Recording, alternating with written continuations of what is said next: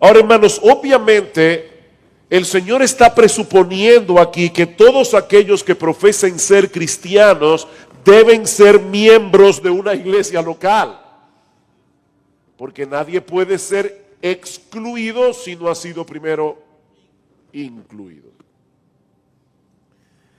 Mis hermanos, la membresía de la iglesia local no es opcional para el cristiano. La iglesia es el cuerpo de Cristo.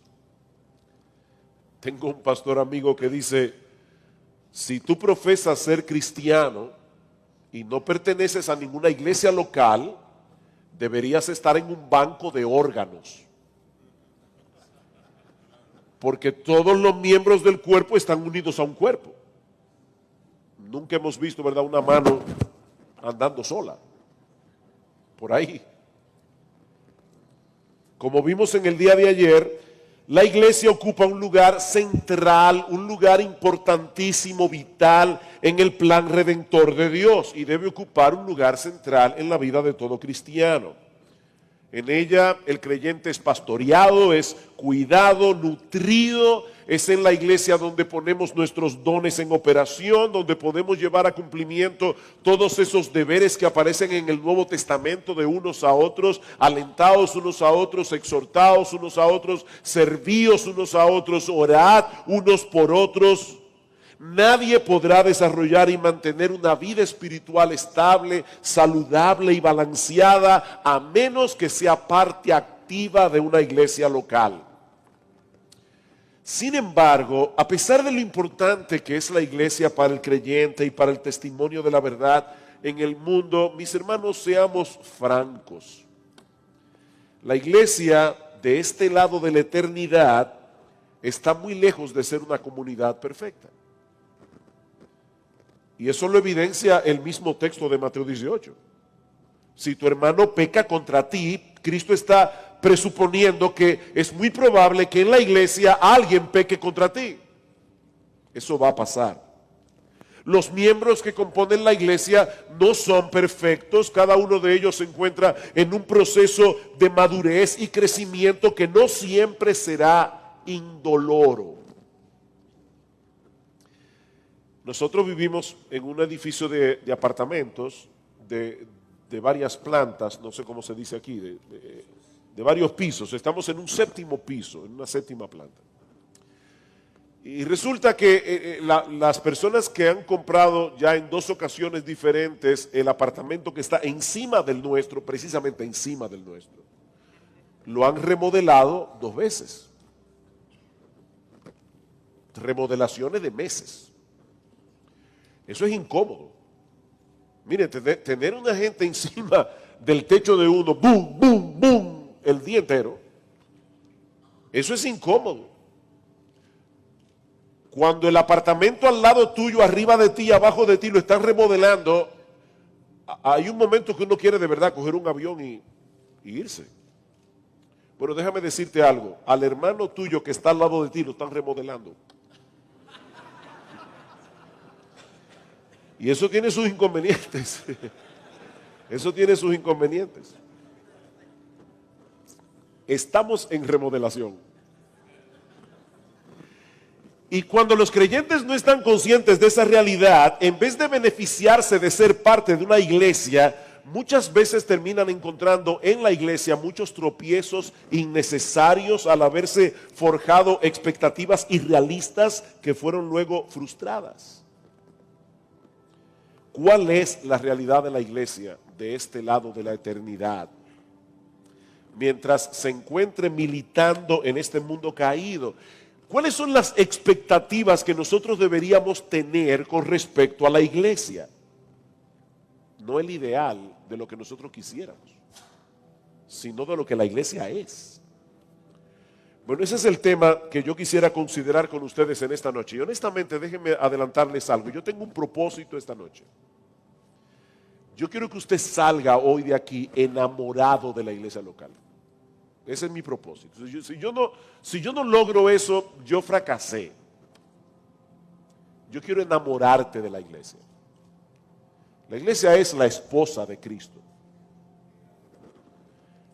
Y yo creo que hay creyentes que aunque no lo dicen con la boca, la actitud que tienen es: Señor, contigo hasta el fin del mundo. Pero a la esposa tuya no la aguanto.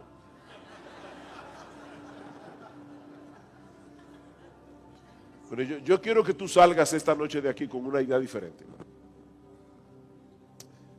La iglesia es algo glorioso,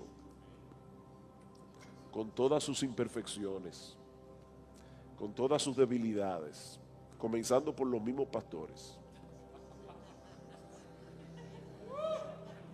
Amén. Yo no sé, tal vez Carlos es perfecto, pero por lo menos de esta parte para acá,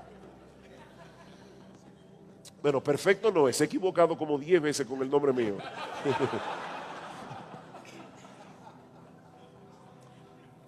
Hermanos, ¿cuál es la realidad de la iglesia? Bueno, yo quiero mostrarle 3 aspectos de la realidad de la iglesia en este mundo caído, la realidad de la iglesia de este lado de la eternidad. En primer lugar, la realidad de su composición mixta. La realidad de su composición mixta. Idealmente hablando, las iglesias locales deberían estar compuestas únicamente por creyentes, por personas que han sido transformadas por el poder de Dios, que han experimentado un nuevo nacimiento. Esa es una de las diferencias fundamentales entre el pueblo de Dios del antiguo pacto y el pueblo de Dios en el nuevo pacto. En el Antiguo Testamento, todos los israelitas circuncidados pertenecían al pueblo de Dios, independientemente de la condición de su corazón. No todos eran salvos, obviamente.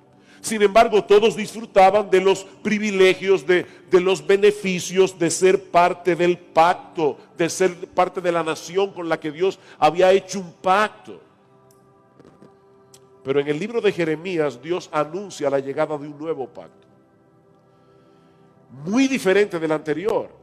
Dice Jeremías: he aquí que vienen días, dice Jehová, en los cuales haré nuevo pacto con la casa de Israel y con la casa de Judá. Y Dios dice claramente, este nuevo pacto va a ser diferente del anterior, porque en este pacto que Dios va a hacer, en el que estamos ahora nosotros envueltos, dice: yo daré mi ley en su mente, la escribiré en su corazón. Todas las personas que pertenecen al nuevo pacto han sido regeneradas, tienen la ley escrita en el corazón, de manera que ya no enseñará más ninguno a su prójimo ni ninguno a su hermano diciendo: conoce a Jehová, porque todos me conocerán, desde el más pequeño de ellos hasta el más grande, dice el Señor, porque perdonaré la maldad de ellos y no me acordaré más de su pecado. Todos los que realmente componen la comunidad de Dios en el nuevo pacto son personas perdonadas, son personas regeneradas, son personas que conocen al Señor. Así que idealmente hablando, todos los miembros de la iglesia que son miembros del nuevo pacto deberían ser cristianos. En 1 Corintios, Pablo le escribe diciendo: Pablo, llamado a ser apóstol por la voluntad de Dios, y el hermano Sóstenes, a la iglesia de Dios que está en Corinto, a los santificados en Cristo Jesús, llamados a ser santos con todos los que en cualquier lugar invocan el nombre de nuestro Señor Jesucristo. Así es como Pablo describe la iglesia de Corinto. Es obvio que Pablo tenía en mente a un grupo de creyentes. Es por eso, hermanos, que en nuestra iglesia, cuando alguien quiere ser miembro, los pastores los entrevistamos y tratamos de verificar que ciertamente hay evidencia en la persona de que entendió el evangelio, de que hay frutos de conversión, frutos de salvación en su vida. Y luego que los pastores ya entrevistamos a la persona, lo traemos delante de toda la iglesia, porque es la iglesia la que recibe a los miembros, y les damos una oportunidad a los hermanos, por lo menos de un mes, para saber si alguien en la iglesia tiene alguna objeción con respecto a que esta persona sea bautizada y recibida como miembro de la iglesia. Nosotros no queremos que sean creyentes maduros los que entran a la iglesia, pero que sean creyentes. Obviamente no pueden ser creyentes maduros porque se acaban de convertir. El Señor dice claramente: id y haced discípulos a todas las naciones, bautizándolos y enseñándoles. No es al revés. bautizándolos y enseñándoles. Pero sí que manifiesten los frutos de un verdadero arrepentimiento y de fe en el Señor. Sin embargo, hermanos, por más cuidadosos que seamos los pastores, ninguna iglesia del mundo puede garantizar que un inconverso no va a entrar en la membresía. Eso es imposible. Nuestro juicio es falible. Nuestro conocimiento es limitado. Nosotros podemos evaluar los frutos externos de una persona, pero no podemos ver el corazón. Es por eso que en el proceso de la disciplina eclesiástica, Cristo mismo establece la posibilidad de excluir de la membresía a algunos que habían sido previamente incluidos, y Cristo mismo dice, ténganlos por gentil y publicano. Aún durante la época apostólica, inconversos se colaron en la vida de la iglesia. Simón el mago fue bautizado por el apóstol Pedro. Y algunos inconversos llegaron al liderazgo. Hermanos, yo le doy gracias al Señor de que el apóstol Pablo fue inspirado por el Espíritu Santo a escribir en una de sus cartas: os saluda Demas, mi colaborador.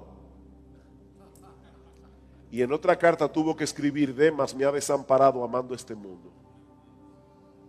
Y uno se pregunta, Pablo, un hombre con tanto discernimiento, ¿no pudo darse cuenta que Demas era un falso? Cuando se reunían Timoteo, Tito, Epafrodito, Pablo y Demas a orar, ¿no era evidente que las oraciones de Demas eran huecas? ¿No? ¿A Pablo se le pasó? Y lo que es todavía más extraño, Pablo recibía revelaciones directas del Señor. ¿Por qué Dios, el Señor Jesucristo, no le dijo a Pablo: Pablo, cuídate de Demas, es un falso? Cristo dejó que Demas llegara al equipo pastoral de Pablo. Y el Espíritu Santo quiso que eso quedara registrado en el Nuevo Testamento, para que la iglesia del Señor a lo largo de todos los siglos supiera que eso es posible. Es por eso que las cartas del Nuevo Testamento no asumen que todos los que pertenecen a la iglesia son creyentes. ¿Recuerdan lo que citamos 1 de Juan capítulo 2 versículo 19? Salieron de nosotros porque no eran de nosotros, porque si hubieran sido de nosotros habrían permanecido con nosotros, pero salieron para que se manifestara que no todos son de nosotros. Queridos hermanos, esa es una realidad que afecta la vida de la iglesia de este lado del cielo. Hay inconversos en la iglesia que son miembros, en la mayoría de las iglesias. Por más clara que sea la predicación de la palabra, por más cuidadosos que sean los pastores al examinar la profesión de fe, ninguna iglesia bajo el cielo puede garantizar 100% que todos los que pasen a ser miembros serán creyentes. Pero en segundo lugar, tenemos que considerar de la iglesia la realidad de su lucha, la realidad de su composición mixta, pero también la realidad de su lucha. No todos los pecados que afectan a la iglesia son cometidos por inconversos dentro de la iglesia. Así como debemos tomar en cuenta que hay inconversos a veces en la iglesia, también debemos tomar en cuenta que los creyentes en Cristo, regenerados, santificados y todo lo que usted quiera, están en una lucha, están en una guerra espiritual. Eso es lo que dice Pablo en Efesios capítulo 6 versículos 10 al 13. Pablo dice: por lo demás, hermanos, fortaleceos en el Señor y en el poder de su fuerza, vestíos de toda la armadura de Dios para que podáis estar firmes contra las acechanzas del diablo, porque no tenemos lucha contra sangre y carne, sino contra principados, contra potestades, contra los gobernadores de las tinieblas de este siglo, contra huestes espirituales de maldad en las regiones celestes. Estamos en un campo de batalla, estamos enfrentando un enemigo muy poderoso. La buena noticia es que los recursos que el Señor nos ha dado también son muy poderosos. Fortaleceos en el Señor y en el poder de su fuerza, y vestidos de toda la armadura de Dios. Tanto la fuerza como la armadura provienen del Dios Todopoderoso, y tanto una cosa como la otra están a nuestra disposición para que podamos retener nuestra firmeza hasta el final del combate, pero que a nadie se le ocurra enfrentar a este enemigo en sus propias fuerzas, y mucho menos tomarlo a la ligera. Queridos hermanos, amados hermanos, Satanás no está jugando a la guerra. Es un enemigo cruel y su foco de ataque es la iglesia. El diablo no se ocupa de los bares. El diablo no se ocupa de los prostíbulos. Esos son suyos. Nosotros somos sus enemigos. Al diablo no le importan en lo más mínimo las iglesias apóstatas. Esas también son de él. ¿A quiénes ataca Satanás?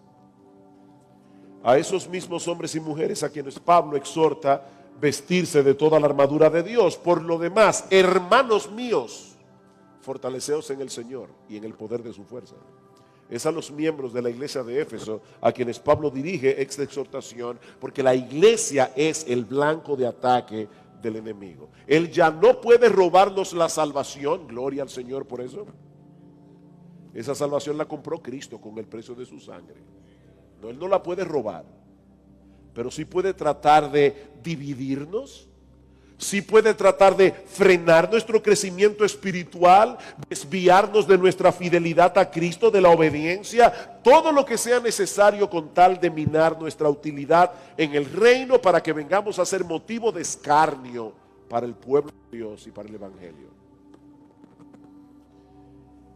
Mis hermanos, todavía no hemos llegado al cielo. Estamos en un campo de batalla luchando contra el diablo, contra el mundo, contra el pecado que todavía mora en nosotros. Si nos descuidamos, tarde o temprano sufriremos el daño y ocasionaremos que otros sufran también. Piensa por un momento en muchos de los problemas que tú has tenido en la iglesia. No, pastor, yo no he tenido ni un solo problema. Wow, qué bueno, hermano. Pero para aquellos pobres mortales que sí lo han tenido,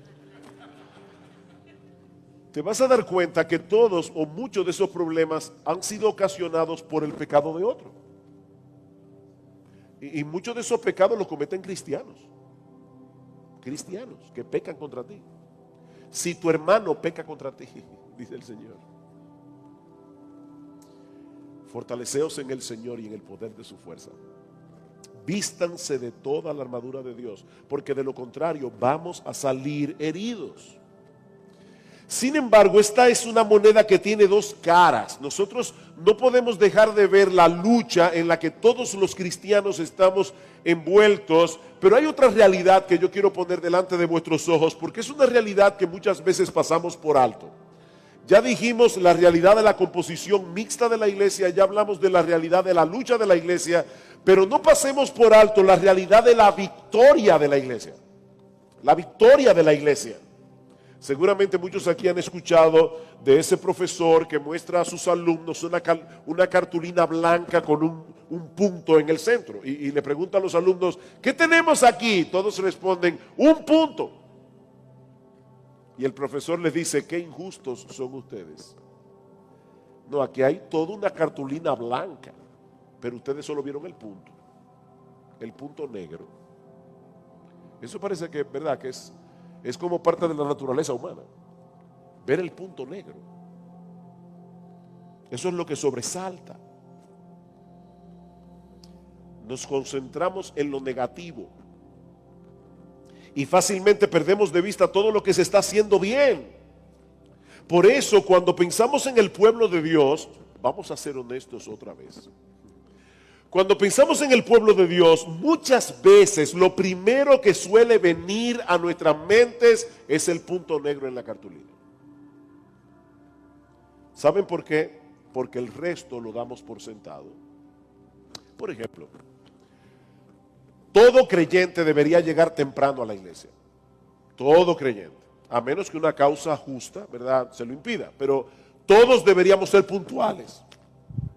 Yo le decía a los hermanos cuando dimos la la charla de educación que una de las características que tenemos los dominicanos es que nosotros somos increíblemente puntuales.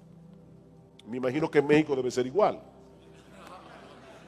Cuando tú invitas a un dominicano a una reunión que comienza a las 8, él llega a las 9 en punto.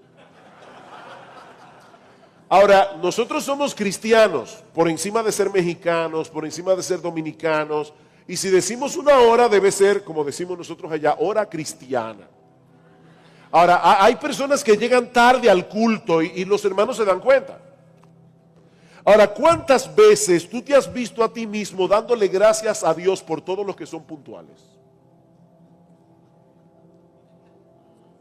Señor, gracias por esos hermanos que hacen provisión para estar en su iglesia a tiempo. No lo notamos.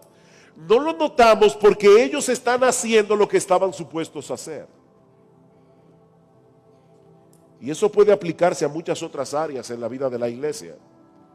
Mis hermanos, nosotros debemos hacer el esfuerzo consciente de estar más al acecho de aquellos motivos por los que debemos darle gracias a Dios. Por la iglesia, por los hermanos que componen la iglesia y luchar contra esa tendencia de concentrarnos únicamente en lo malo. Y en ese sentido el apóstol Pablo es un ejemplo. Busquen todas las cartas de Pablo, excepto Gálatas. Pablo comienza sus cartas siempre diciendo: yo doy gracias a Dios por ustedes. Yo a veces me pregunto, si yo hubiera escrito la carta a los Corintios, yo hubiera comenzado diciendo: yo le doy gracias a Dios por la forma como Dios los ha bendecido con toda gracia, a los Corintios. Pero no solamente debemos estar más atentos a esos motivos visibles de acción de gracias, sino que también debemos estar conscientes, mis queridos hermanos, de que nuestros hermanos a nuestro alrededor, al igual que nosotros, están peleando diariamente una batalla en la que obtienen grandes victorias que nadie ve. Siempre la iglesia está llena de hipócritas. Piensen esto. Piensen esto. ¿Cuántos hermanos llegan? Yo no sé aquí, pero en Santo Domingo pasa que a veces uno va al banco y cuando uno llega al counter, al cajero, bueno, sí, pero exacto, al cajero, ahí está una joven, muy bonita, bien mal vestida, y uno tiene que decirle: vine a hacer un depósito.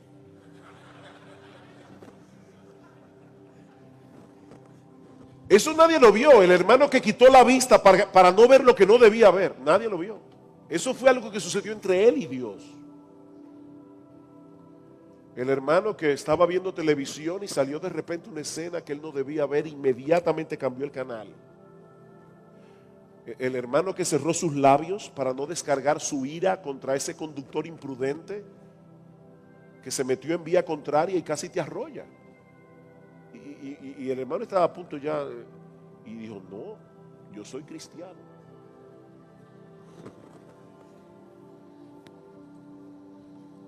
Aquel otro que se levantó de madrugada para tener comunión con el Señor, para orar por su iglesia, para orar por sus hermanos, por la obra de Dios en sentido general. Hermanos, esas cosas nadie las ve, excepto Dios.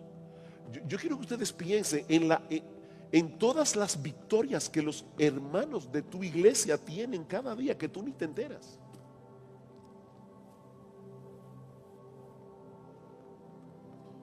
Son grandes victorias, obtenidas con gran determinación y en dependencia de Dios. Mis hermanos queridos, el pecado suele hacer ruido. Y fácilmente podemos llevarnos la impresión de que todo se está cayendo en pedazos. Como Elías: Señor, solo yo he quedado. No, Elías, eso no es verdad. Eso no es verdad, Elías. Hay 7,000 que no han doblado sus rodillas delante de Baal, pero tú no lo sabías. Tú no lo sabías. La realidad de la obra que Dios está haciendo en medio nuestro, mi querido hermano, mi querida hermana, es mucho más amplia de lo que nuestros ojos ven.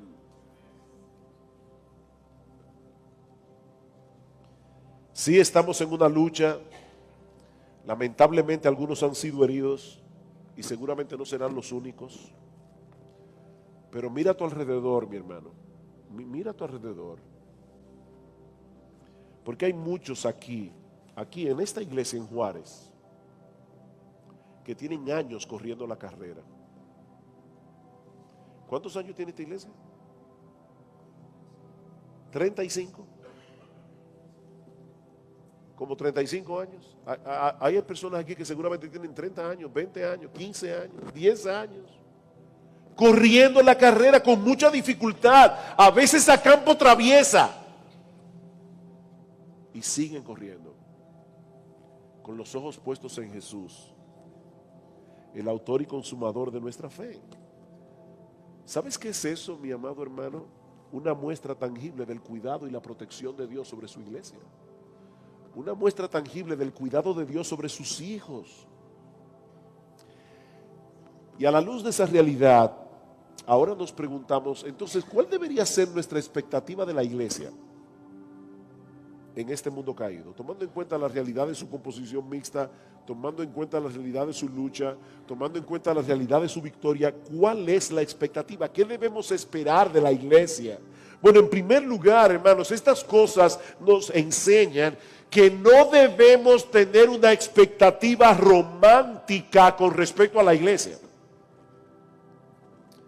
Algunos llegan a la iglesia pensando que encontraron la sociedad perfecta. Por fin, aquí todos se aman. Aquí nadie juzga al hermano. Aquí no hay chismosos. Todos están deseosos de servir a los demás. Aquí no hay egoísmo, aquí no hay orgullo.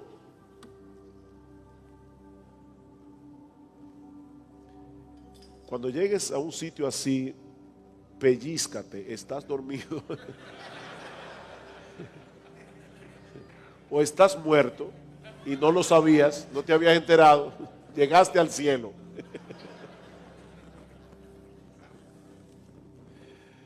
Hermanos, eso no es real, como lo muestran claramente las cartas del Nuevo Testamento. Todos los principios que nosotros encontramos en el Nuevo Testamento para solución de conflictos dentro de la iglesia, asumen que van a haber conflictos dentro de la iglesia. Pensemos por un momento en el contexto de la iglesia. Todos estamos aquí lidiando con nuestros pecados, no lo olviden, estamos en remodelación.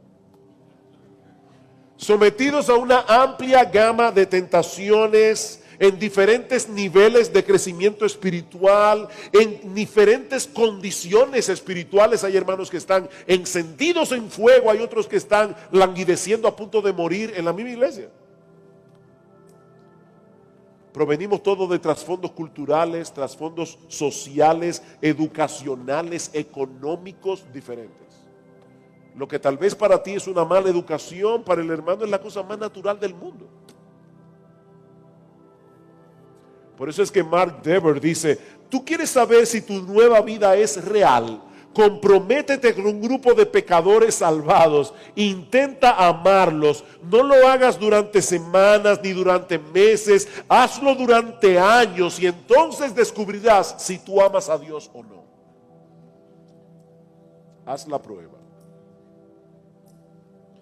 Entre nosotros hay nuevos creyentes que todavía tienen trazas de su antiguo patrón de vida. Hay otros que han llegado con mucho entusiasmo, pero con poca sabiduría. Tenemos viejos creyentes que ya han olvidado los conflictos que experimentaron cuando todavía eran jóvenes en la fe. Otros que están anquilosados, demasiado familiarizados con cosas que todavía entusiasman a los nuevos creyentes. Ya se te pasará.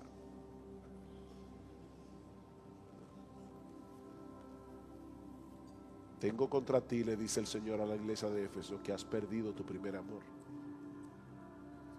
Has perdido tu primer amor. Imagínate a una esposa que le dice a su marido: mi amor, déjame decirte algo. Mira, yo voy a seguir planchando tus camisas, yo voy a seguir haciéndote la lavandería, voy a hacerte la comida, voy a atenderte. Yo voy a hacer todo lo que una esposa modelo debe hacer. Ahora déjame decirte algo para que estemos claros. Yo estoy enamorada de otro hombre. El esposo no le va a decir: bueno, pero por lo menos vas a seguir haciendo todas las otras cosas.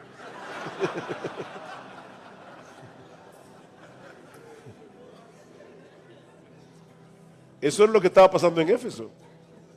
Ellos estaban haciendo las mismas cosas, pero no con el mismo corazón. Esa es la iglesia en el mundo real. Ahora, por esa razón no deberíamos asumir una postura cínica con respecto a la iglesia, una postura pesimista con respecto a la iglesia. Esos mismos que llegan a la iglesia con una visión romántica son los que generalmente se van despavoridos cuando ven la realidad. No es como pensaron al principio. Y luego escuchamos a ese tipo de personas hablar de la iglesia con mucha amargura y resentimiento.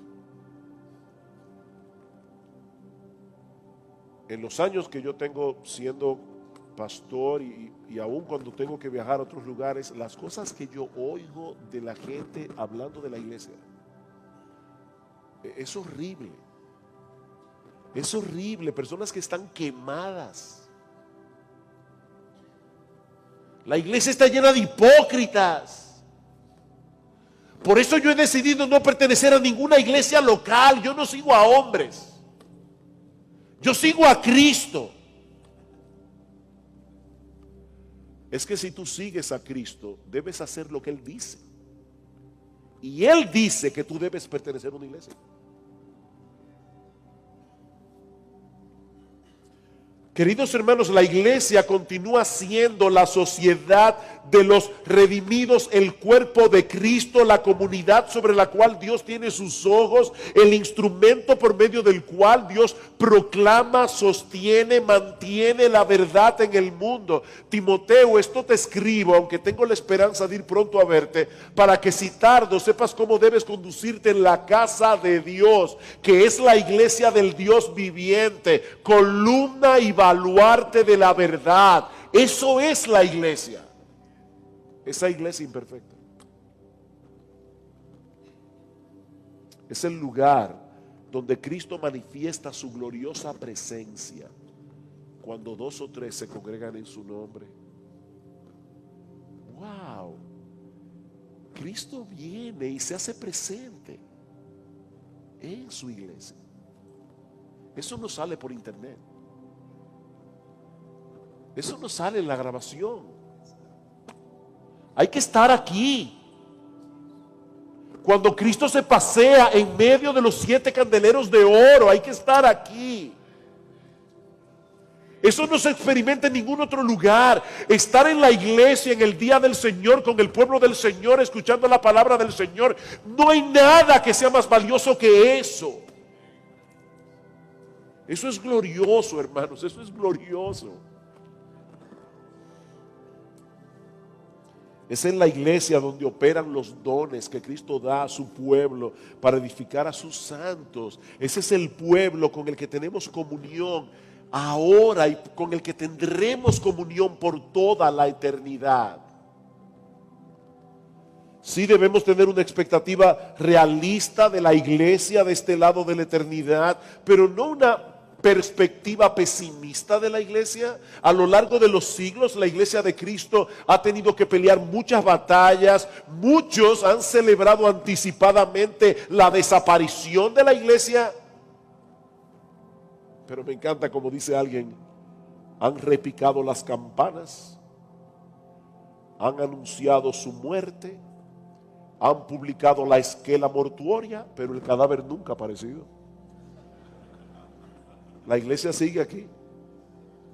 Porque Cristo dijo que las puertas del Hades no prevalecerán contra ella. Y Él va a cumplir su promesa. A veces los creyentes leen ese texto: yo edificaré mi iglesia y las puertas del Hades no prevalecerán contra ella. Y se imagina la iglesia, ¿verdad?, en un rinconcito allí tratando de protegerse de los ataques del diablo. No, hermanos, lo que ese texto enseña es exactamente al revés. Es el diablo que está tratando de que la iglesia no penetre. Son las puertas del Hades las que no prevalecerán contra la iglesia. La iglesia está allí atacando la ciudadela del infierno, sacando esclavos, sacando cautivos y libertándolos con el evangelio en el nombre de Jesucristo. Y nadie podrá impedir que la iglesia haga eso.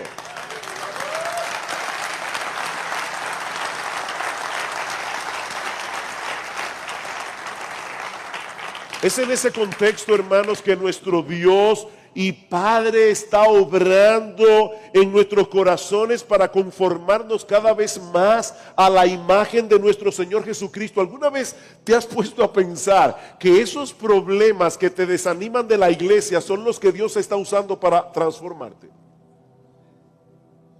Ese es el cincel.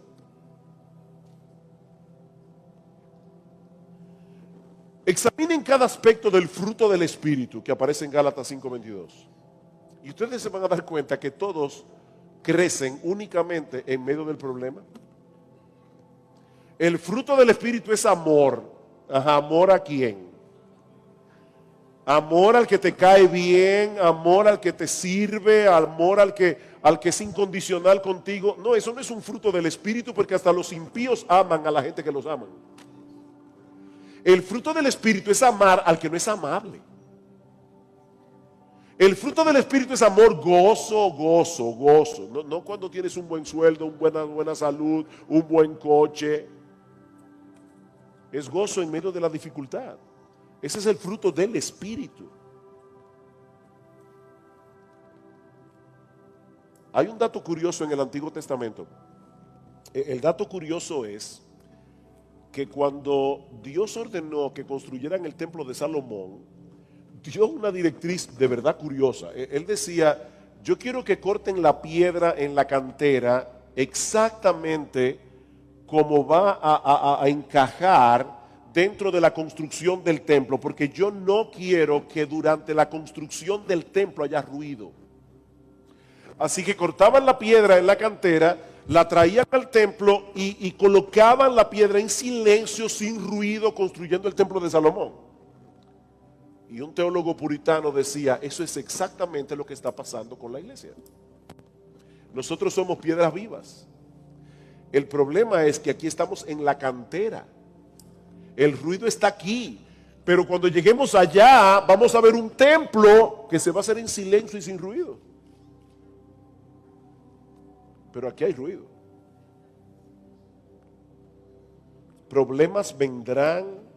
Algunos quedarán postrados en el camino, sirviendo de escarnio al evangelio y al pueblo del Señor, pero aún así Cristo seguirá edificando a su iglesia, porque Él se comprometió a presentársela a sí mismo como una iglesia gloriosa, que no tuviese mancha ni arruga ni cosa semejante, una iglesia que será santa y pura. Y Cristo verá eso. Cristo seguirá usando hombres y mujeres débiles para hacer su obra. Y mis hermanos, todos nosotros tenemos el privilegio de ser parte de esa empresa para la gloria de Dios y la expansión de su reino. Yo quiero ahora llevarnos al futuro. Yo quiero ahora ayudarte a contemplar la iglesia, no como la iglesia es, sino como la iglesia será. Vayan conmigo a Apocalipsis, capítulo 19. Apocalipsis, capítulo 19. Y por favor, hermano, activa tu imaginación. Apocalipsis es un libro apocalíptico, literatura apocalíptica. La literatura apocalíptica se vale de muchas figuras para impactar nuestra imaginación. ¿Qué te impacta más? Que salga un titular mañana en el periódico que diga, bueno, voy a decir por lo menos República Dominicana, porque tal vez México es diferente.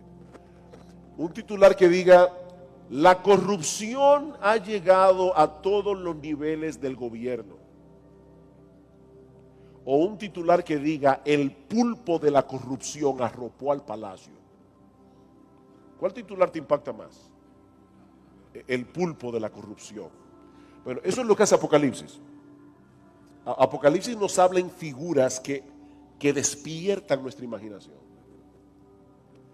Dice en Apocalipsis capítulo 19, versículo 6, y oí como la voz de una gran multitud, como el estruendo de muchas aguas y como la voz de grandes truenos que decía, aleluya, porque el Señor nuestro Dios Todopoderoso reina.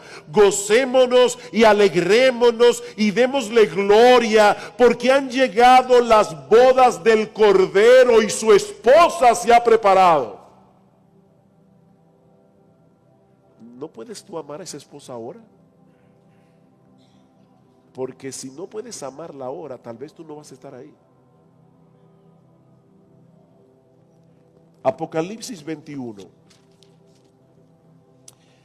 Vi un nuevo cielo y una nueva tierra, porque el primer cielo y la primera tierra pasaron y el mar ya no existía más. Y yo, Juan, vi la santa ciudad, la nueva Jerusalén, descender del cielo de Dios, dispuesta como una esposa, ataviada para su marido. ¿De qué está hablando Juan aquí? De la iglesia. Por favor, hermano, no es que vamos a vivir en una ciudad cúbica. No. Juan está describiendo la iglesia. Noten el versículo 9. Vino entonces a mí uno de los 7 ángeles que tenían las 7 copas llenas de las 7 plagas postreras y habló conmigo diciendo, ven acá, yo te mostraré la desposada, la esposa del Cordero. ¿Quién es la esposa del Cordero? La esposa del Cordero es la iglesia. Y ahora Juan, en un lenguaje simbólico, va a comenzar a describir la iglesia futura, la iglesia glorificada, como si fuera una ciudad extraordinaria. Y dice, me llevó en el espíritu a un monte grande y alto y me mostró la gran ciudad santa de Jerusalén que descendía del cielo teniendo la gloria de Dios. Y su fulgor era semejante al de una piedra preciosísima como piedra de jaspe, diáfana como el cristal. Eso será la iglesia. Por eso dice Juan aquí que está fundada sobre los 12 apóstoles. ¿Qué es lo que está fundado sobre los apóstoles? La iglesia. ¿Y por qué dice el texto que la ciudad tenía una forma cúbica? Que dice que la anchura, la altura era igual. Hermanos, la escritura debe interpretarse con la misma escritura. ¿Qué es lo único que hay en la Biblia que tiene forma de cubo? Lo único que hay en la Biblia que tiene forma de cubo es el lugar santísimo en el tabernáculo y en el templo. Lo que Juan está diciendo aquí es que cuando la iglesia esté en gloria, cuando la iglesia esté glorificada, mis hermanos, nosotros seremos el lugar santísimo. Estaremos en la presencia misma de Dios. Y la iglesia será perfecta.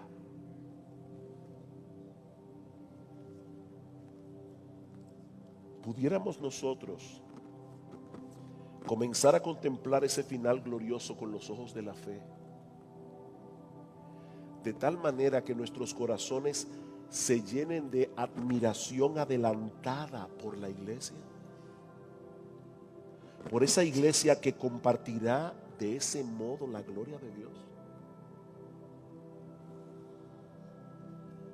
Hermanos, ¿podemos nosotros mientras tanto comprometernos con nuestra iglesia local, poner nuestros dones en operación, apoyar su liderazgo, apoyar su ministerio con nuestros recursos, hacer todo lo posible para que la iglesia siga avanzando en madurez, dando testimonio del evangelio para la gloria de Dios?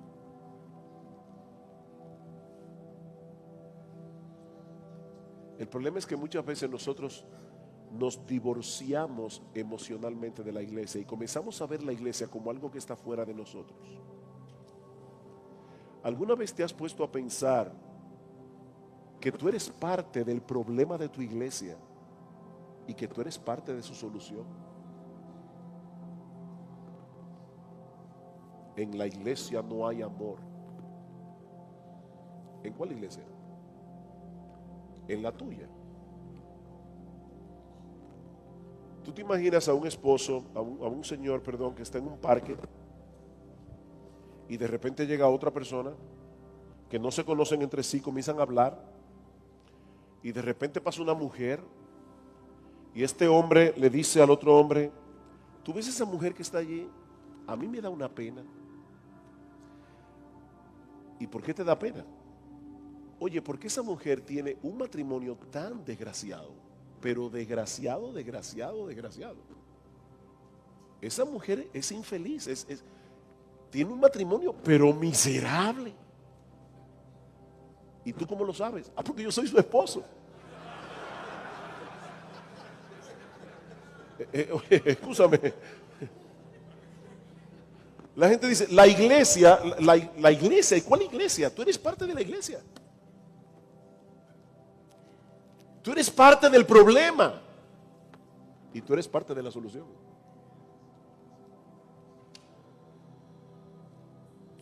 Oh, mis hermanos, que el Señor nos ayude a cultivar una pasión creciente por la iglesia, en la misma medida en que se acrecienta nuestra pasión por Él. No se puede tener pasión por Jesús sin tener pasión por su cuerpo, sin tener pasión por su esposa, por esa esposa por la que Él derramó su sangre en la cruz del Calvario. Nosotros vimos en aquella ocasión que Corinto era una ciudad griega de gran importancia en los días del Nuevo Testamento y cómo Dios estableció allí una iglesia en el segundo viaje misionero de Pablo. Durante el año y medio que Pablo se encontró en la ciudad ministrando la palabra, se añadieron grandes multitudes a esta iglesia. Lamentablemente, muchos de los miembros de la iglesia en Corinto habían arrastrado consigo algunos de los aspectos más dominantes de su cultura. Seguramente muchos de ustedes saben que los griegos se distinguían por su afición, por su tendencia a la filosofía y a la retórica, es decir, el arte de la elocuencia, de hablar bien, de argumentar bien. Y las personas solían alinearse en torno a los maestros de su preferencia. Y lo mismo estaba sucediendo en la iglesia. Algunos de los miembros de la iglesia en Corinto habían desarrollado una especie de lealtad y de admiración por ciertos predicadores, mientras menospreciaban a los otros, de manera que la iglesia estaba internamente dividida. Primera a los Corintios capítulo 1 versículos 10 al 12. Primera a los Corintios capítulo 1 versículos 10 al 12. Os ruego pues, hermanos, por el nombre de nuestro Señor Jesucristo, que habléis todos una misma cosa y que no haya entre vosotros divisiones, sino que estéis perfectamente unidos en una misma mente y en un mismo parecer. Porque he sido informado acerca de vosotros, hermanos míos, por los de Cloé, que hay entre vosotros contienda. Quiero decir que cada uno de vosotros dice: yo soy de Pablo, y yo de Apolos, y yo de Cefas, y yo de Cristo. Pablo conocía muy bien lo que el cáncer de este espíritu sectario y divisivo puede hacer en una congregación. Y es por eso que le dedica casi un quinto de la carta a tratar con este asunto. Desde el capítulo 1, versículo 10, hasta el capítulo 3, versículo 23, el tema de la carta es la división en la iglesia. Y ese es el pasaje que nosotros vamos a comenzar a estudiar en la mañana de hoy. Ahora bien, Cuando se habla del tema de la división en las iglesias, suele ocurrir algo curioso. Y es que todo el mundo, o sea, todos los creyentes, todos los cristianos, estamos de acuerdo en que las divisiones entre nosotros es un asunto bien serio, pero al mismo tiempo pocos se sienten responsables del problema. Todos estamos de acuerdo, esto es un problema serio, pero pocos nos sentimos responsables del problema. Por eso yo le oraba al Señor y le sigo orando al Señor, que el Espíritu Santo aplique su palabra donde tenga que aplicarla. Déjeme poner esto de otra manera. Es casi imposible que un creyente verdadero, salvado por la sangre de Cristo, procure intencionalmente dividir su iglesia. Eso es muy improbable. Ahora, mis hermanos, lo cierto es que cualquiera de nosotros, óigame bien, y digo cualquiera de nosotros, incluyéndome, no como una forma de hablar, me estoy incluyendo. Cualquiera de nosotros puede ser un instrumento del diablo para dividir la iglesia. Cualquiera de nosotros puede ser un instrumento de división en un momento dado. Y lo terrible es que cuando eso ocurre, no solo no nos vemos a nosotros mismos como instrumentos del maligno para hacer daño en el pueblo de Dios, sino que hasta podemos llegar a pensar que en realidad estamos haciendo un bien. Nosotros estamos señalando lo que nadie parece estar viendo. Y hasta que no me hagan caso voy a hacer una campaña en la iglesia. A mí me van a oír por el bien y la santidad de la iglesia. Increíble. De ahí, mis hermanos, la enorme importancia de este pasaje. La enorme importancia de este pasaje. Hay aquí por lo menos 7 enseñanzas fundamentales con respecto a la importancia de la unidad en la iglesia. Aunque por causa del tiempo en esta mañana solamente vamos a ver 3, el resto la veremos en nuestro próximo estudio. La primera enseñanza que nosotros vemos en este pasaje es que la verdadera unidad dentro de la iglesia solo es posible cuando Jesucristo es el centro de nuestra vida y de nuestro ministerio. La verdadera unidad solo es posible cuando Cristo nuestro Señor es el centro, es el corazón, es la esencia, es el foco de nuestra vida y de nuestro ministerio. Ya vimos en los versículos 10 al 12 cómo estos hermanos tenían divisiones diciendo yo soy de Pablo, yo de Apolos, yo de Cefas, yo de Cristo. Y dice Pablo en el versículo 13, ¿acaso está dividido Cristo? ¿Fue crucificado Pablo por vosotros o fuisteis bautizados en el nombre de Pablo? Doy gracias a Dios de que a ninguno de vosotros he bautizado sino a Crispo y a Gallo, para que ninguno diga que fuisteis bautizados en mi nombre. Imagínense ustedes, Pablo era toda una figura en la iglesia primitiva y algunos podían decir, bueno, yo no sé tú, pero a mí me bautizó Pablo.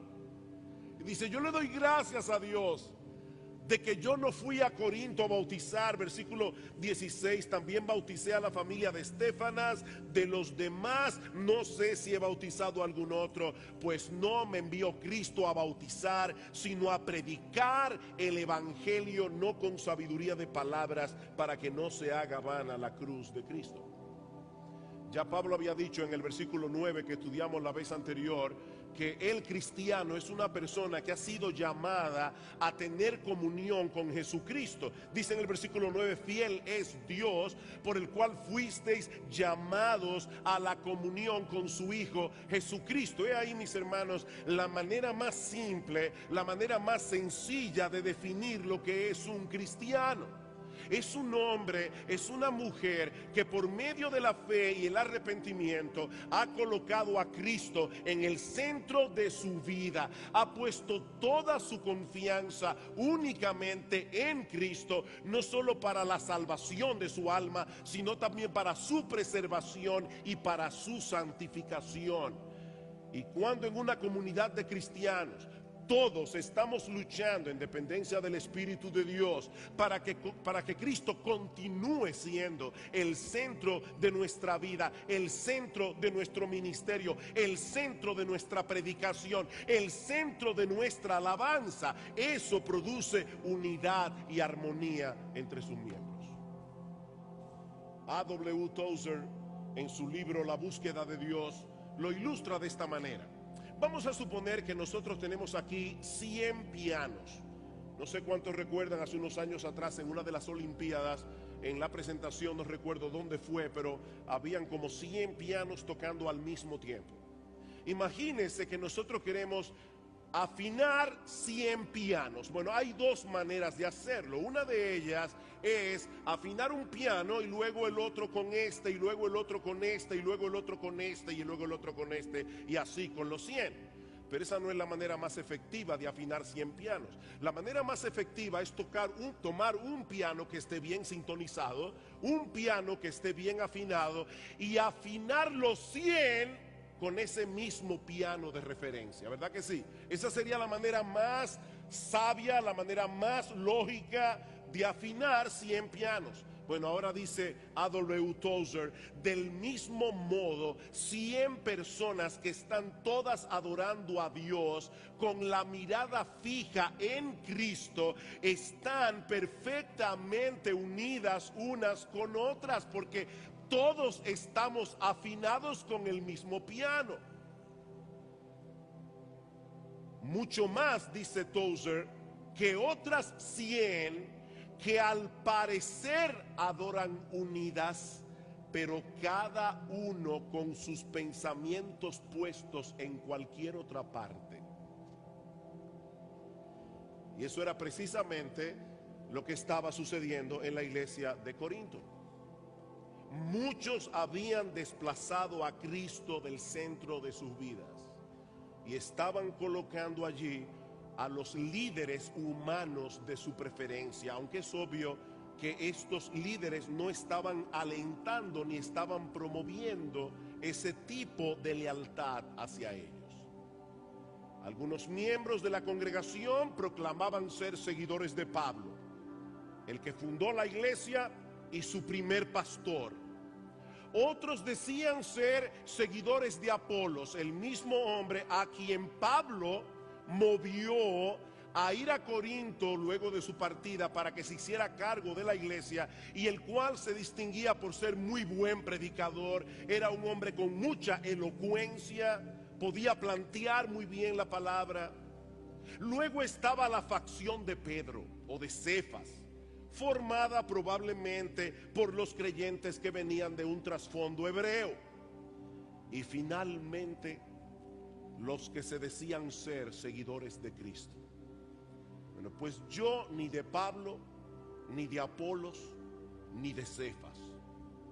Yo soy de Cristo. Y por favor que nadie suponga que ese es el grupo más espiritual, porque Pablo los coloca en el mismo nivel de los demás.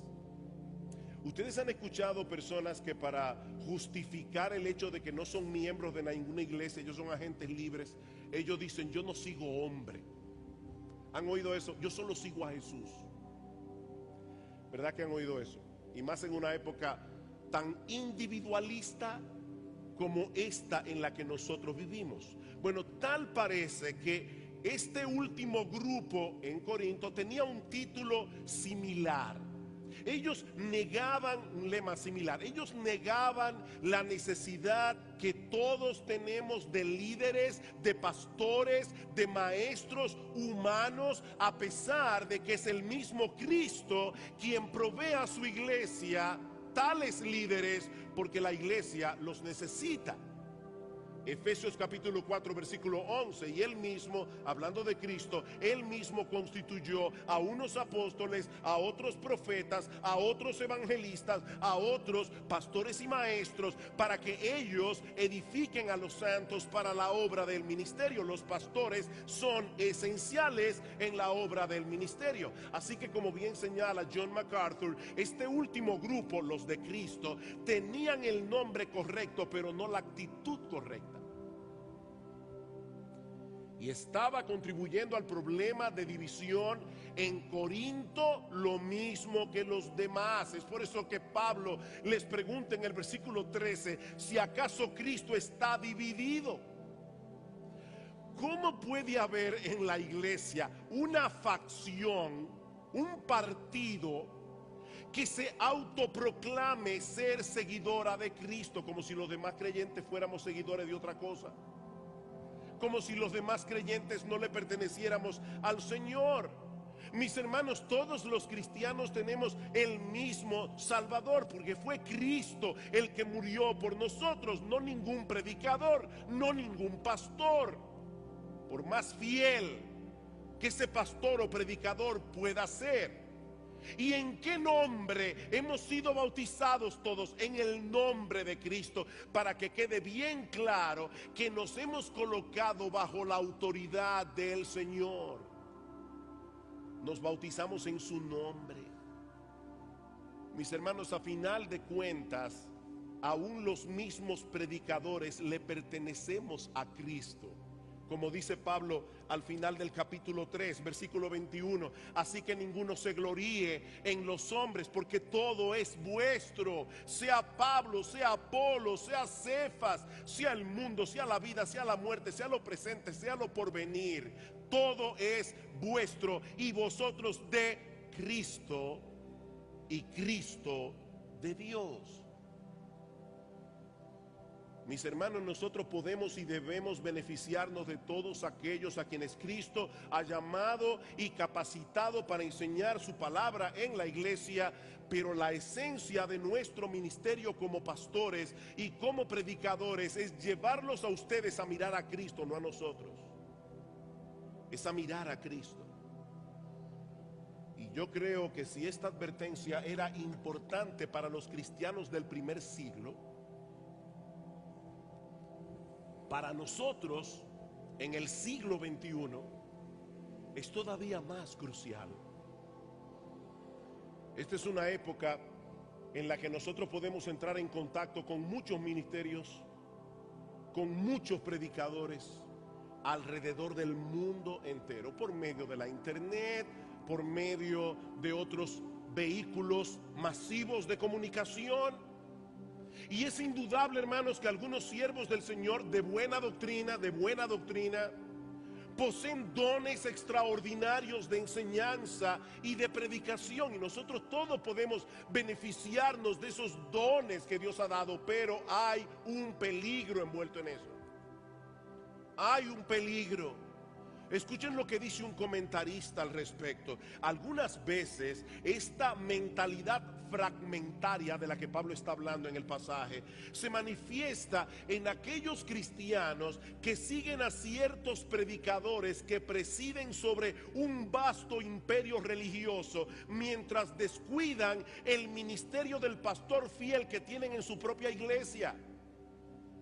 Otras veces, dice este autor, se manifiesta al revés en aquellos cristianos que se glorían de su pastor y miran con desprecio a otros pastores fieles de la misma comunidad. ¿Ven el problema? Me encanta oír a Piper, me encanta oír a MacArthur, me encanta oír a C.J. Mahaney, me encanta oír a fulano. Bien, qué bueno, hermano, edifícate. Pero no olvides que estos dominicanitos son los pastores que Dios te dio. Esa es la realidad. No solo de esta iglesia, es la realidad en un montón de iglesias. Y por favor, tampoco caigan en el pecado contrario. Hermanos, yo le doy muchas gracias al Señor por la manera como Él ha estado obrando a través de muchos pastores de una mentalidad similar con los que tenemos comunión, porque nosotros no estamos en competencia. Damos muchas gracias al Señor por la comunión que tenemos con un hombre como Otto Sánchez, con Tomás Martínez, con Héctor Santana, con Miguel Núñez, con Ángel Castillo, con Francisco Guzmán, y seguro se me está quedando otros nombres, Ernesto Santiago. Gracias al Señor porque podemos sentarnos tranquilamente en una mesa, aunque sabemos mutuamente que tenemos ciertas diferencias, pero somos uno en Cristo. ¿Y saben qué, mis hermanos? Eso le da gloria a Dios. Y eso promueve más eficientemente el evangelio que nosotros predicamos. Queridos hermanos, el mismo Cristo que nos colocó en una iglesia local para que nos beneficiáramos de los pastores que Él ha puesto sobre nosotros, es el mismo Cristo que ha puesto pastores en otros lugares para beneficios de otras iglesias, y en algunos casos, algunos de esos pastores, Dios les ha dado un ministerio de muy amplio alcance, y damos gloria a Dios por eso. Benefíciate de esos dones, pero siempre recuerda que esos hombres solo serán útiles en tu vida en la misma medida en que te lleven a amar más a Cristo, en la misma medida en que te lleven a admirar más a Cristo, no a ellos, a Cristo. Y el mismo Pablo es un ejemplo de eso. Yo no tengo tiempo para leer todo lo que estudiamos la vez anterior, pero lean otra vez cuando lleguen a sus casas el capítulo 1 de 1 Corintios, versículo 1 al 9, y ustedes van a ver cuántas veces Pablo repite en ese pasaje: Cristo, Cristo, Cristo, Cristo, Cristo. Porque Él es el centro de nuestra vida y ministerio. Si todos nosotros estamos luchando en dependencia del Señor para mantener a Cristo ahí, vamos a tener una iglesia unida. Lo segundo que Pablo nos enseña en este pasaje es que la verdadera unidad cristiana se produce cuando mantenemos intacto el evangelio de la cruz. La verdadera unidad cristiana se mantiene en una iglesia, se produce en una iglesia cuando mantenemos intacto el evangelio de la cruz. Vean otra vez el versículo 17: pues no me envió Cristo a bautizar, sino a predicar el evangelio, no con sabiduría de palabras, para que no se haga vana la cruz de Cristo. Porque la palabra de la cruz es locura a los que se pierden, pero a los que se salvan, esto es, a nosotros, es poder de Dios. Pues está escrito: destruiré la sabiduría de los sabios, desecharé el entendimiento de los entendidos. ¿Dónde está el sabio? ¿Dónde está el escriba? ¿Dónde está el disputador de este siglo? ¿No ha enloquecido Dios la sabiduría del mundo? Pues ya que en la sabiduría de Dios el mundo no conoció a Dios, mediante la sabiduría agradó a Dios salvar a los creyentes por la locura de la predicación. En los días del apóstol Pablo, los hombres se distinguían entre sí en base a diferentes categorías humanas: judíos y griegos, romanos y bárbaros, libres y esclavos, ricos y pobres, nobles y plebeyos. Pero ahora Pablo nos dice que la verdadera línea divisoria que separa a los hombres es la palabra de la cruz, el evangelio. Para aquellos que se pierden, ese mensaje es una tontería, ese mensaje es una locura. ¿Cómo es posible que la salvación de la raza humana dependa de un judío que fue crucificado en una cruz? Eso no tiene sentido, eso debe ser algo absurdo. Pero eso que para los incrédulos no tiene ni pies ni cabeza, para aquellos que se salvan, dice Pablo, para nosotros eso es poder de Dios. Es por eso que Pablo no cayó en la trampa que han caído muchas iglesias en el día de hoy, de sustituir el mensaje del evangelio por un discurso ingenioso o por un programa más atractivo, porque él sabía que los corintios no necesitaban más filosofía, él sabía que los corintios no necesitaban más entretenimiento. Ellos necesitaban que se les anunciara con toda sencillez y claridad la obra de salvación que Dios llevó a cabo a través de la encarnación, muerte, resurrección y ascensión de nuestro Señor Jesucristo. Cuando Pablo fue a Corinto, él quiso dejar bien claro que su mensaje no consistía en otro sistema filosófico superior a los demás. No, era el anuncio de un plan de redención diseñado por Dios, ejecutado por Dios, cuyo centro es la muerte de Cristo en la cruz del Calvario. Versículo 22, porque los judíos piden señales, los griegos buscan sabiduría, pero nosotros predicamos a Cristo crucificado. Para los judíos ciertamente tropezadero, para los gentiles locura, mas para los llamados, así judíos como griegos, Cristo, poder de Dios y sabiduría de Dios, porque lo insensato de Dios es más sabio que los hombres y lo débil de Dios es más fuerte que los hombres. ¿Se dan cuenta, hermanos, de lo que Pablo está haciendo aquí? Por más inteligente que un hombre sea, de ninguna manera podría descubrir por sí solo el plan de redención, de salvación diseñado por Dios. Pablo dice en el versículo 21 que el mundo no conoció a Dios mediante la sabiduría.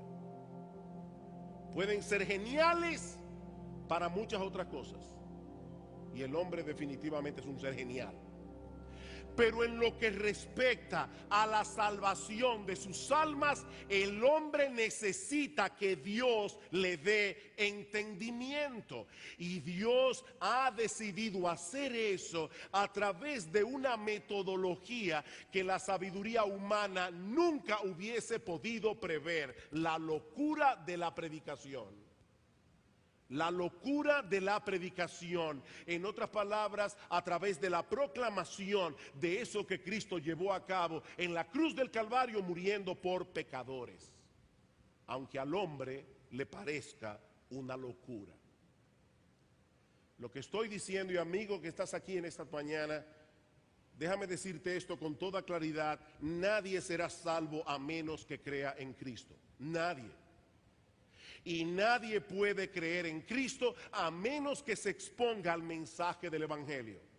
Sustituir la proclamación de ese mensaje por un programa más atractivo, por un mensaje más ingenioso, es echar a un lado el poderoso instrumento que Dios ha prometido usar para salvar a los pecadores. Ahora bien, ¿qué tiene todo eso que ver con la unidad de la iglesia? Recuerden, hermanos, ese es el tema que Pablo está tratando aquí. No lo olviden, desde el capítulo 1, versículo 10 hasta el capítulo 3, versículo 23, el tema es la unidad de la iglesia, y nosotros debemos interpretar esos pasajes a la luz de ese tema central. ¿Qué tiene esto que ver con la unidad de la iglesia? Tiene mucho que ver. Los ciudadanos de Corinto se dividían entre sí dependiendo de la escuela de pensamiento con la que se alineara cada uno. Pero esa división no tiene lugar en la iglesia, porque todos estamos alineados con la sabiduría de Dios revelada en el evangelio, si somos verdaderamente cristianos. Mis hermanos, la cruz de Cristo es el único punto válido de referencia para trazar una línea de separación entre los hombres.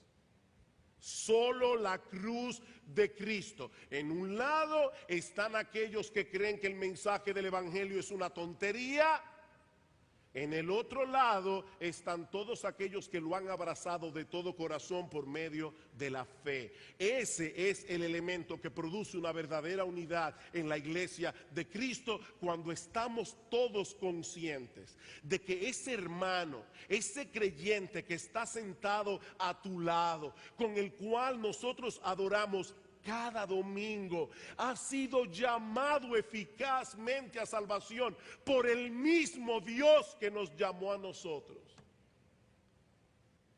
Fuimos lavados por la misma sangre, fuimos comprados por el mismo precio.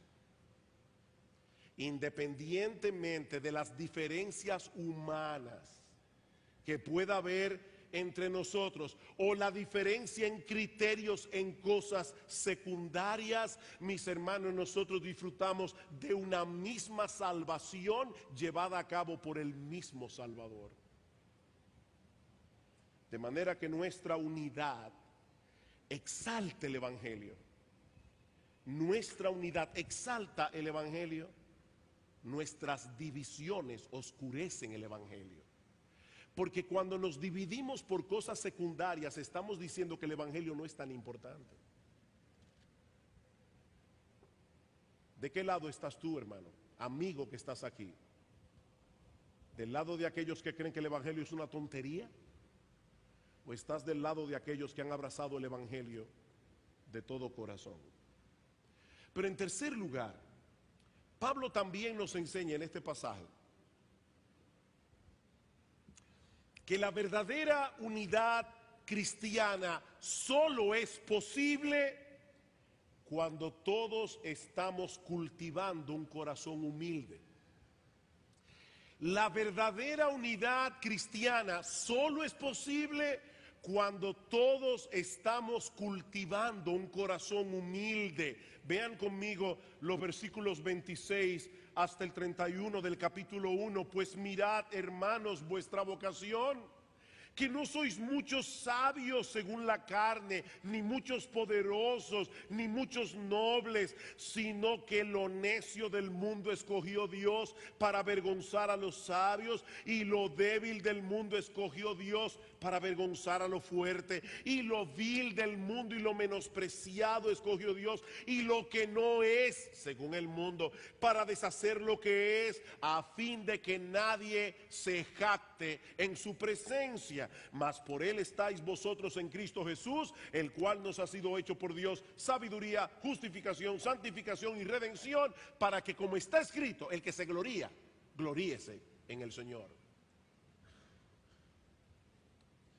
Una de las estrategias publicitarias que se usan en el mundo para promover ciertos productos es buscar a gente famosa que los use. En otras palabras, si la gente, sobre todo las mujeres, se enteran de que la actriz tal se lava la cabeza con tal champú, eso va a mover a las mujeres a usar el mismo champú. Como si el champú te va a cambiar la cara y te va a hacer parecer esa actriz. Ya eso es otra cosa. Pero esa es la idea. Si un artista compra en una tienda, esa tienda debe ser buena. Y yo quiero comprar mi ropa ahí. Lo lamentable, mis hermanos, es que algunos cristianos pretenden usar esa misma estrategia para atraer a la gente al Evangelio. Valerse de gente famosa en la política, en el deporte, en el mundo del entretenimiento para atraer personas.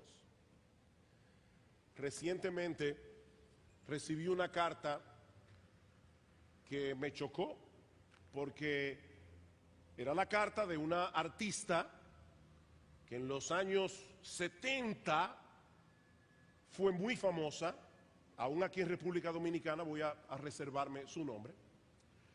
Pero ella me escribió una carta, nos hemos escrito 2 o 3 veces, porque ella me decía que cuando ella se convirtió al Señor en el año 2007, en medio de una crisis en su vida, de inmediato las iglesias quisieron adueñarse de su testimonio.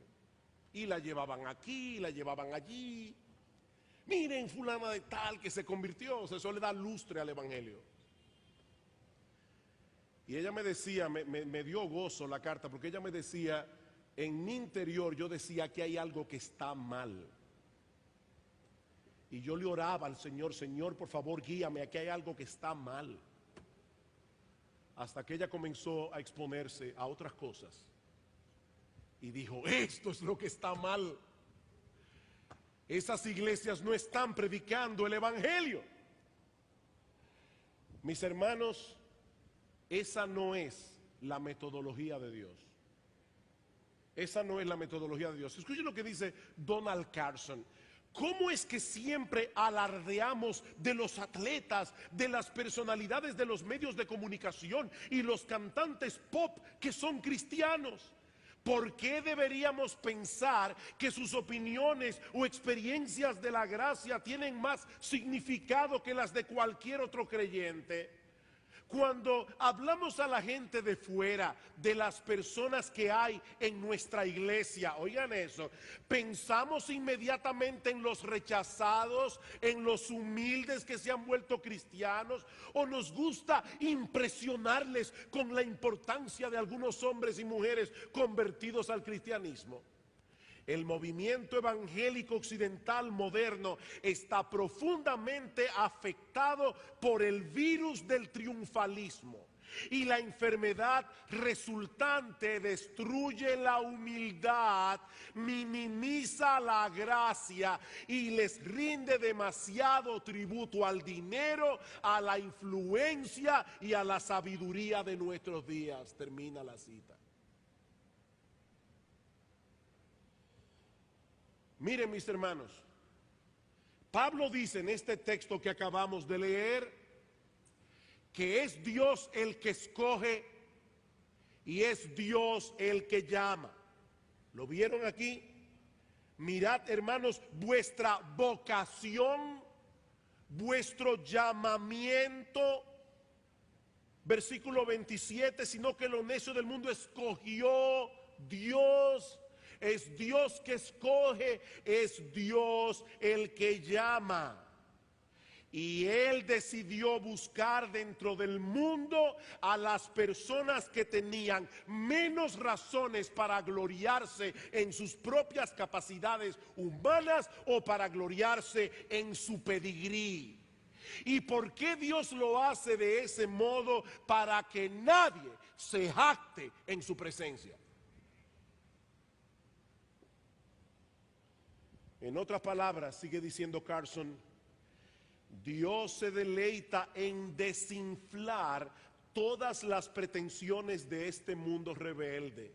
Mientras los hombres y mujeres orgullosos alardean de sus propios intelectos, Dios elige a los sencillos. Mientras las personas ricas se evalúan unas a otras en base a sus respectivas posesiones, Dios elige a los pobres. Mientras los líderes egoístas buscan el poder, Dios escoge a los del montón. Santiago 2:5, ¿no ha escogido Dios a los pobres del mundo para hacerlos ricos en fe? Ahora noten que Pablo no dice aquí que ninguna persona rica o ninguna persona influyente o ninguno que tenga títulos académicos puede llegar a convertirse. Eso no es lo que Pablo está diciendo. Lo que Pablo dice en el versículo 26 es que no son muchos en comparación con el resto. En los tiempos de George Whitefield había una condesa, la condesa de Huntington, que se había convertido al Señor. Y ella solía decir que ella fue salva gracias a una M. Dice, yo soy salva gracias a una M. ¿Y a qué se refería? Bueno, aquí en inglés la palabra ninguno es any, A-N-Y. La palabra muchos es many, M-A-N-Y. Y Pablo no dice aquí que ninguno de nobleza se va a convertir. Dice que no son muchos. Y dice, bueno, yo soy salva por una M, porque yo estoy dentro de esos que no son muchos. Yo estoy dentro de esos pocos. Ahora la experiencia nos enseña que no son muchos.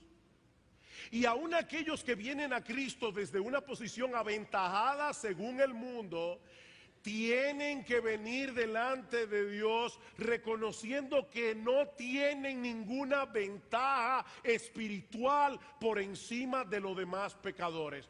Un pecador rico o con mucha preparación académica necesita tanta misericordia para salvarse como un pecador pobre y un pecador analfabeto. La misma misericordia. Ahora, hermanos, volvamos a nuestro tema. Si esto es así, no hay una cosa más absurda que los cristianos se dividan en torno al prestigio, en torno a la personalidad de ciertos predicadores, porque todos somos miserables salvados por gracia. Aparte de que no es la oratoria ni es la personalidad de ningún predicador lo que va a salvar a ningún pecador. Es el Evangelio por el poder del Espíritu Santo. Eso es lo que salva. El Evangelio es poder de Dios para salvación. Dios decidió salvar a los creyentes por la locura de la predicación. De manera, mis hermanos, que Dios diseñó cuidadosamente la salvación para que solo Él se lleve toda la gloria. Versículo 30 otra vez. Mas por Él estáis vosotros en Cristo Jesús, el cual nos ha sido hecho por Dios sabiduría, justificación, santificación y redención, para que, como está escrito, el que se gloría, gloríese en el Señor. Mi hermano, pocas cosas pueden ser más conducentes a la unidad de la iglesia que el hecho de que todos nosotros estemos unidos en el mismo propósito de buscar la gloria de Dios y no nuestra propia gloria. Miren, mis hermanos, y Dios sabe que digo esto con peso y no sin cierta tristeza en el corazón. En toda división que ocurre en las iglesias, el orgullo y el chisme juegan un papel protagónico en un grado o en otro. Y si ustedes se ponen a chequear, se van a dar cuenta que el orgullo y el chisme son hermanos gemelos. De alguna manera, en alguna medida, el orgullo se interpone para que no podamos lidiar con nuestras diferencias en una forma madura y piadosa. Voy a poner un ejemplo, y no porque he oído nada, gracias al Señor, con respecto a esto, no he oído nada, pero voy a dar el ejemplo. Este miércoles, en el culto de oración, avisamos que los pastores, después de haber estado dilucidando la enorme carga de cosas que va a haber aquí este fin de semana, no solamente aquellos que van a participar de la conferencia por su causa, hay hermanos de nuestra iglesia que están ayudando en ese sentido, el coro va a cantar. Nosotros consideramos, después de discutir el asunto, que lo mejor era suspender el culto de la tarde. Y yo decía el miércoles, antes de dar este aviso, decía: miren, hermanos, recuerden aquella escena de una niña en la escuela dominical que la maestra preguntó a los niños: ¿hay algo que Dios no puede hacer? Y una niña respondió: sí, complacer a todo el mundo. No, Dios no puede complacer a todo el mundo y nosotros tampoco. Bien, nosotros sabemos de antemano que esa decisión iba a ser recibida con alegría por algunos y no iba a ser recibida con tanta alegría por otros que preferían su culto en la tarde. Y ¿saben qué, hermanos? Nosotros podemos diferir en cuanto a esa decisión de los pastores, pero comenzar una campaña dentro de la iglesia para hacer sentir mi opinión de que eso es una carnalidad, es una forma soberbia, orgullosa y carnal de defender el punto, y altamente divisiva en medio del pueblo de Dios.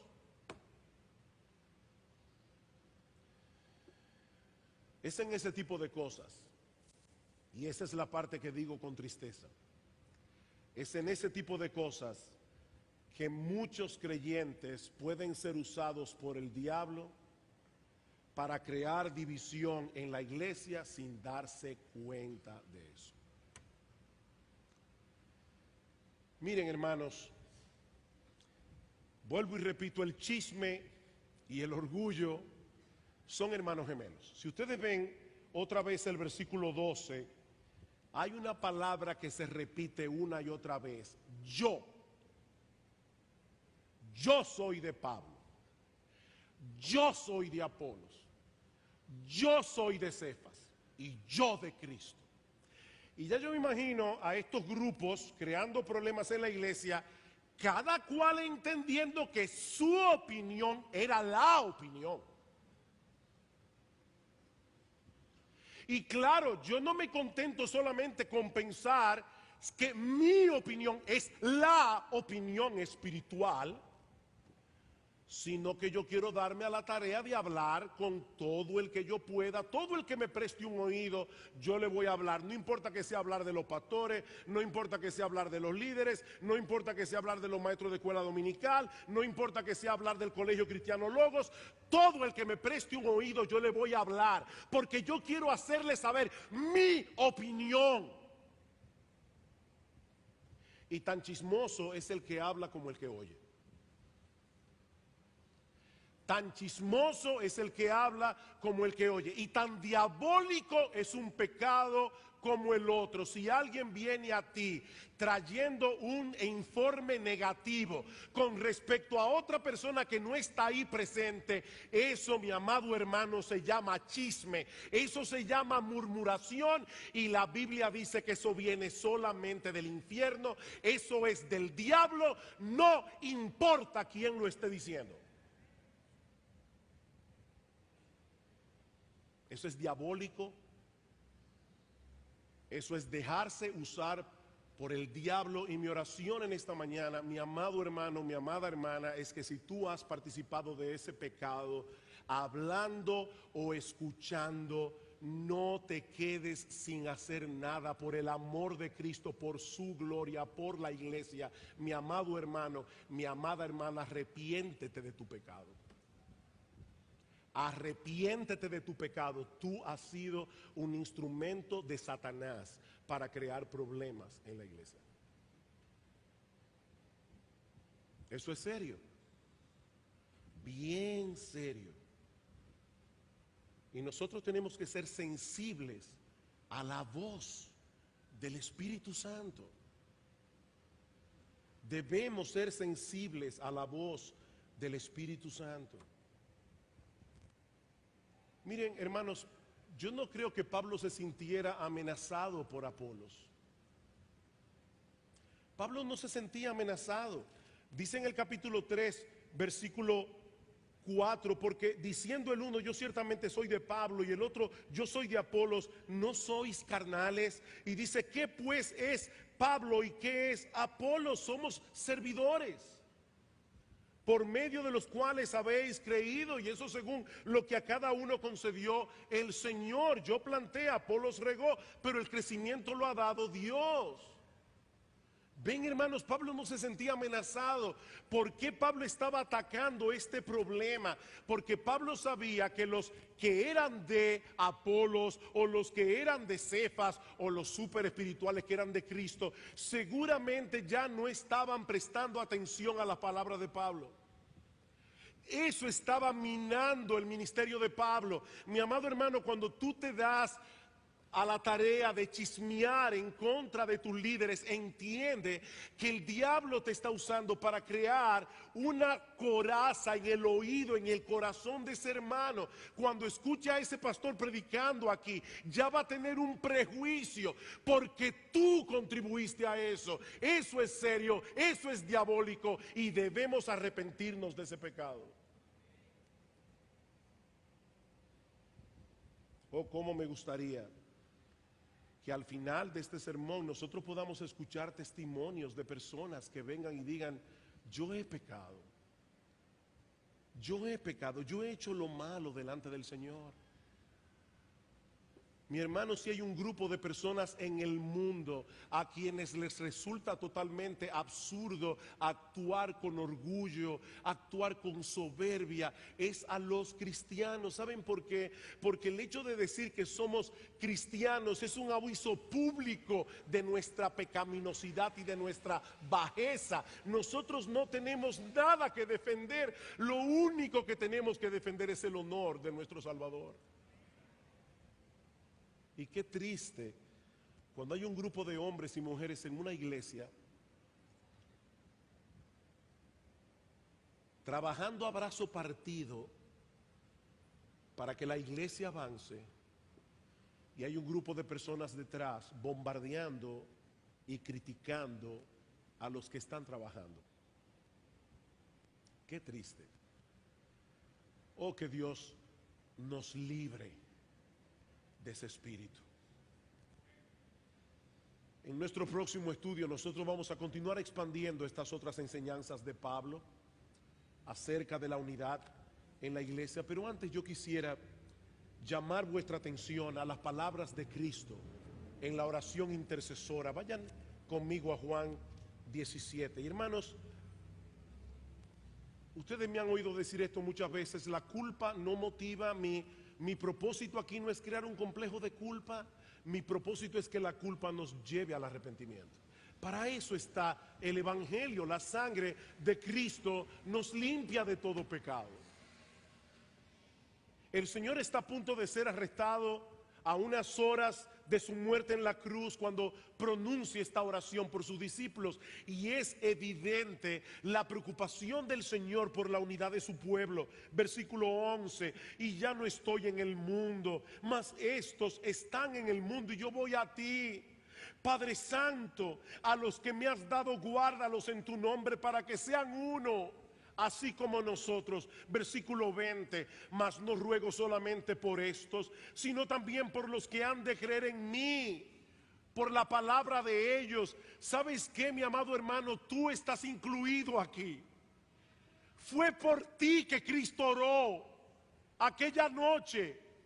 ¿Y sabes lo que Cristo pidió por ti, pidió por mí y por todos nosotros? Para que todos sean uno, como tú, oh Padre, en mí, yo en ti, que también ellos sean uno en nosotros, para que el mundo crea que tú me enviaste.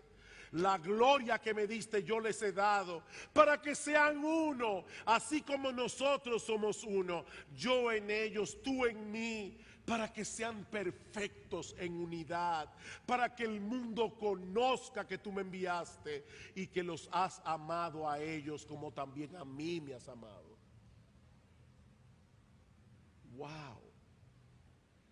Wow, hermanos, lo que el Señor está diciendo aquí es que el mundo debe ver tal unidad, tal amor entre nosotros, que sean llevados a ver que hay algo poco común en este pueblo.